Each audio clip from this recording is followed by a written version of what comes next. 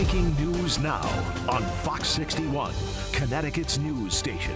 We begin in Vernon tonight, where police are investigating what they're calling a suspicious death. Good evening, I'm Jen Bernstein. And I'm Brent Harden. Thanks for joining us. Police say a 22-year-old woman was found dead in her apartment, and investigators are talking with a person of interest. We want to get right out to Fox 61's Gabby Molina. She joins us live on the scene on Brooklyn Street with what we know so far. Gabby.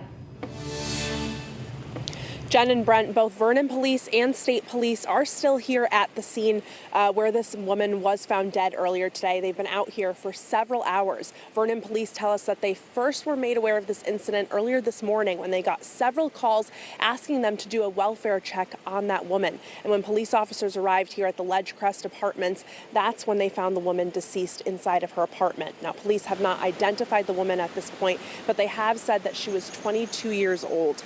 And they did say the medical examiner will perform an autopsy tomorrow to help investigators determine what led up to her death.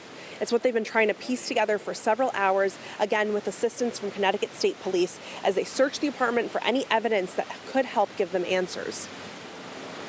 We have called in the State Police Major Crime Squad to assist us with processing the scene and the evidence that's inside.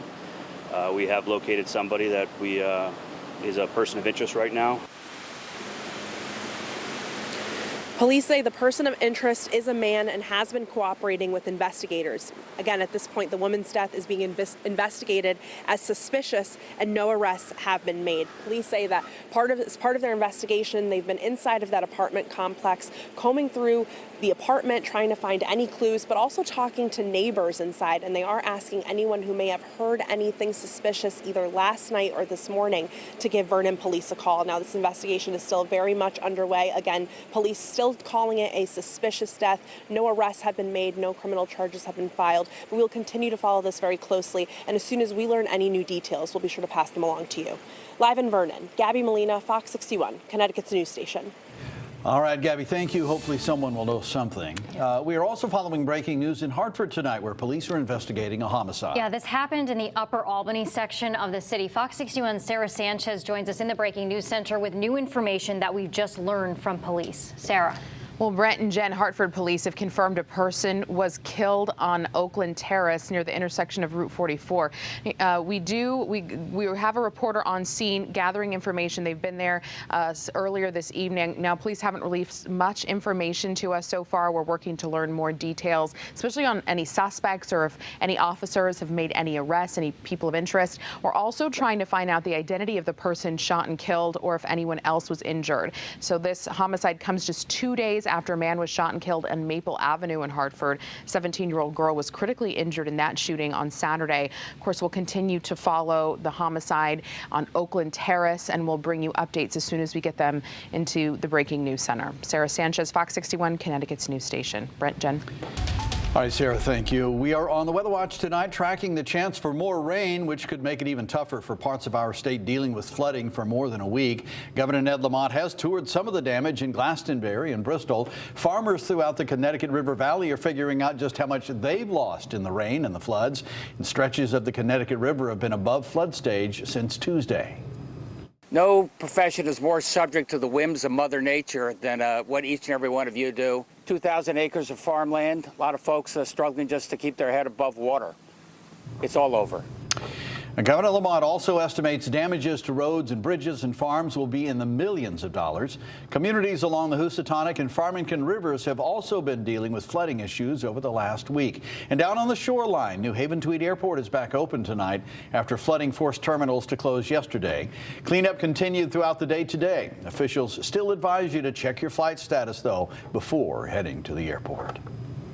And of course, there could be more rain on the way, which is, of course, the last thing they need in those waterlogged areas of our state. Yeah, no one wants to hear that. We want to check in right now with Chief Meteorologist Rachel Frank for a first look at the forecast. Rachel. Once again, a flash flood watch is in effect for this time just Litchfield and Hartford counties. I don't think the problems that we have out there tomorrow with showers and storms developing will be as widespread, as numerous as they were during the day yesterday. But there is a higher chance of seeing some in western Connecticut. The problem is not so much how much rain we're getting, is that it just doesn't take much to cause flooding issues. The ground is already saturated, rivers and streams are already high, so any slow moving downpours can do the trick. So we'll be watching that closely as we head through tomorrow afternoon and tomorrow evening. Right now we're looking at temperatures in the upper 70s. It's a bit hazy out there. Again, we are dealing with smoke from wildfires all the way in Canada, and that is making the air unhealthy for people who have respiratory problems. And that may be the case into the day tomorrow before we clear it up. Heading through the evening tonight, we'll continue to see very humid conditions, warm temperatures, overnight lows around 70 degrees. Tomorrow we'll start the day off with a mix of sun and clouds. We should be dry in the morning. Then as we head through the afternoon, we'll see a rising chance for some of those scattered showers and thunderstorms, again, especially in western and central Connecticut. As those storms move east, they will generally tend to start to dissipate. It'll feel like the 90s though when you factor in the humidity as we head through the afternoon. There's also a chance for an isolated strong storm. We'll show you the future radar, where we go from here. Any more storms in the forecast? We'll take a look coming up. All right, Rachel, thank you. Well, new at 10 tonight, Guilford police are investigating after a motorcycle rider was killed in a crash. It happened at the intersection of Route 77 and Flat Meadow Road just before 5 this afternoon. Officers say the man was 21 years old and died at the hospital. Anyone who may have seen that crash should call Guilford police. And new at 10, a person was arrested in Hartford after firefighters say he was intentionally lighting small fires inside of an apartment building. It happened just after 5 this afternoon on Main Street, a few blocks north of Duncan Park. Firefighters say that the person was suffering from mental health issues and barricaded themselves inside of the apartment. The person was placing those fires on a windowsill before lighting a couch on fire. Police arrested the person and those sprinklers put out the fire. No one was injured. A family of 1 adult and 3 kids was displaced. They're getting help, we're told, from the Red Cross tonight. Also new at 10 tonight, an update. Another victim in a house fire in Bridgeport last week has died. Bridgeport police say 91-year-old Rose Pizarro died from her injuries at a hospital this afternoon. The fire happened in an apartment building early Thursday morning. Her husband, 88-year-old Jose Pizarro, died at the hospital later that day. There is significant damage to the apartment building, which had to be evacuated. Investigators also say they are looking into a potential criminal case as firefighters continue investigating what caused that fire.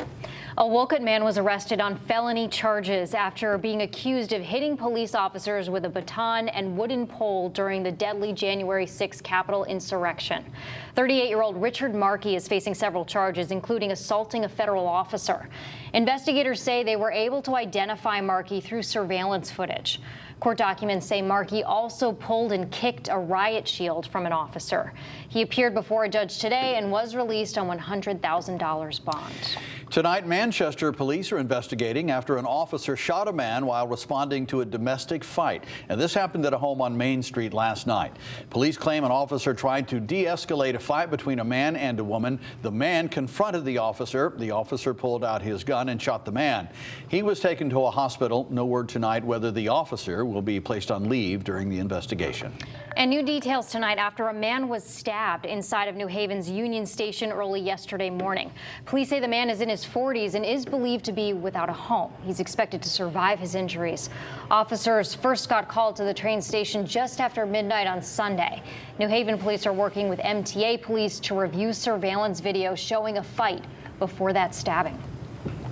We do believe the other people involved are from the homeless population, so it's just about making that area a little more safer with coverage between 4 policing agencies.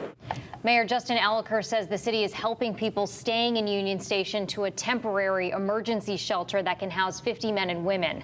This stabbing also comes after a man was shot on a platform at Union Station earlier this month. Police are still looking for suspects in that case as well. And happening tonight, $900 million on the line this evening in one of the largest jackpots in Powerball history. Yeah, it's another big one. Now, 3 tickets in Texas and Colorado are worth $1 million from Saturday's drawing, but no one took home the big prize. Fox 61's DeAndrea Turner joins us live in New Haven tonight after talking with some people who are obviously hoping to win nearly $1 billion. DeAndrea. Hi, you guys. Well, I am at Best Gas here in New Haven, and this is a really lucky place. They've also had some Mega Million winners, and they've also had some scratch-off winners. They even had a $20,000 Mega Million winner. Now they're hoping that they get to have a lucky Powerball winner. But I also spoke with some experts who say that that may just not happen tonight. Just buy 1 or 2 tickets, not that much. Now there were like 15 to 20 tickets. They're having 15 to 20 tickets. A huge jackpot is up for grabs after no one claims Friday's jackpot. The Powerball jackpot is now at $900 million, and folks are feeling lucky, bringing extra foot traffic into local stores. Yeah, nowadays it is bringing a lot of business today because it's 900 million, right? So people are just coming and trying to buy more. If you end up being the one with the winning ticket, that's a cash value of an estimated $465.1 million. At first, I will buy myself a house over here. I don't have a house. My wife, she's a nurse, but she has only done like bachelor's in nursing, so she really want to go to college. But it's, it's like too much money here for medical, so I'll get her into a college. Not to rain on your parade, but one expert says that you have a better chance of getting struck by lightning than you do winning the Powerball. You have about 1 in 292 million chances in winning. The mathematics, when you're trying to put 6 different numbers, the probability, it's the summation of the probabilities of taking 6 different draws and getting those 6 numbers. But one lucky person could win. There's an answer for that too.